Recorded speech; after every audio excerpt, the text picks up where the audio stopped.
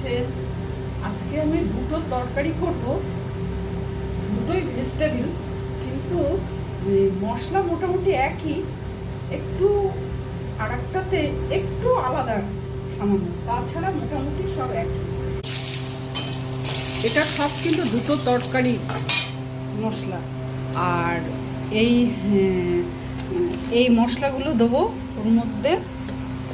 ফোড়ন প্রায় গন্ধ বেরিয়ে গেছে। এটা হচ্ছে গোলমরিচ, হলুদ, কাঁচা লঙ্কা, নুন, এটা গরম মশলা, আদা, রসুন, হাতের ডলা কসুরি মেথি, এই কাশ্মীরি লঙ্কার গুঁড়ো, আর এই ধনের গুঁড়ো, জিরের গুঁড়ো।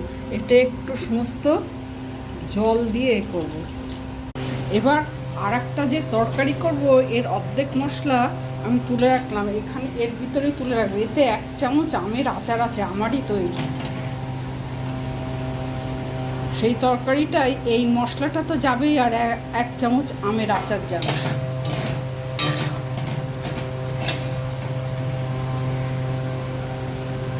এবার এই তরকারিগুলো এর ভিতরে ঢেলে দেবো, এই মশলার সাথে কষবো। যে ফুটির কাঁচা অবস্থাটায় কুমড়ো, এই আলু, আর এই পুঁই শাকের ডাঁটা, আর এই হচ্ছে রাঙালু।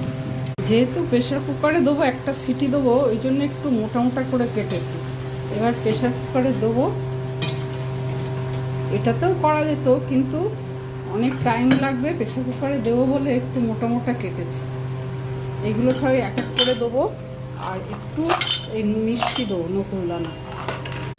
এই সবজিটা দুটো সবজিরই সবজি মোটামুটি একই, সবই একই, শুধু ওই সবজিটাতে শুধু ডাঁটা পড়েছে, কোনো শাক পড়েনি পুঁই শাকে, আর এইটাতে পুঁই শাক আর ডাঁটা দুটোই পড়েছে। তাছাড়া আর সব সবজি একই, মশলাও একই, শুধু এইটাতে 1 চামচ এক্সট্রা আমের আচার পড়েছে, আর ওইটাতে পড়েনি। এই যে পার্থক্য।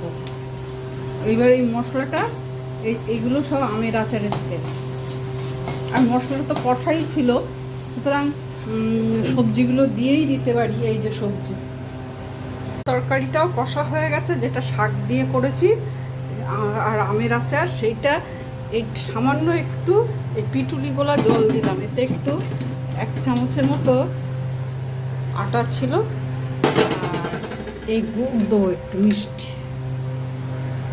দুটো তরকারিও হয়ে গেছে, ওটা শাক দিয়ে আর এটা ডাঁটা দিয়ে।